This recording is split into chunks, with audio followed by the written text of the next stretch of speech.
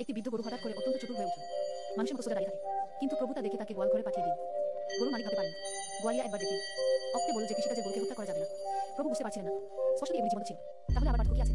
গোয়ালিয়া মাথা নাড়ল, ঘোষণা করল যে এই গরু যদি বেঁচে থাকে তবে সত্যিই বাঁচবে। যে কোনো উপায় সমাধান করা যাবে, কিন্তু তাকে আগে থেকে মৃত্যুদণ্ড দেওয়া যাবে না। হঠাৎ করে হলুদ গরুটি একটি গম্ভীর ডাক দিল, তারপর নিচু হয়ে চোখ থেকে হঠাৎ করে চোখের জল পড়তে লাগলো। কিন্তু সেই প্রভু, সে দেখে মোটেও চিন্তা হয়নি, বরং এগিয়ে তাকে পাঠিয়ে দিলেন। মুখ দিয়ে ঝাপট বের হয়ে গেল। আগে জন্মে তুমি নিশ্চয়ই খারাপ কাজ করেছে, তাই এই জন্য তুমি বেঁচে আছো।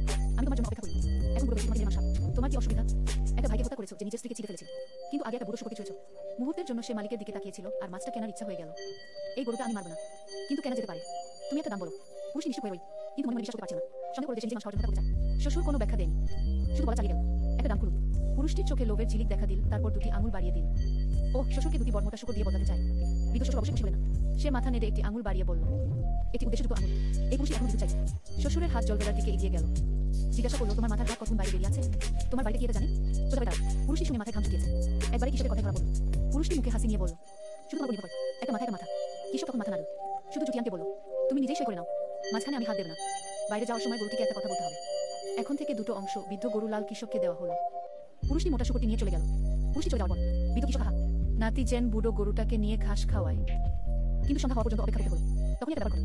আসলে জমিদারের বুড়ো গরুটা মাথা ঘুরিয়ে একটা মরা প্রায় গরুর বদলে দিল মোটা শুকরে। খুব রেগে গেল। জমিদারকে না চোখে দেখা, এমনকি গরু মারা ডান্ডা নিয়ে উঠে পড়ল।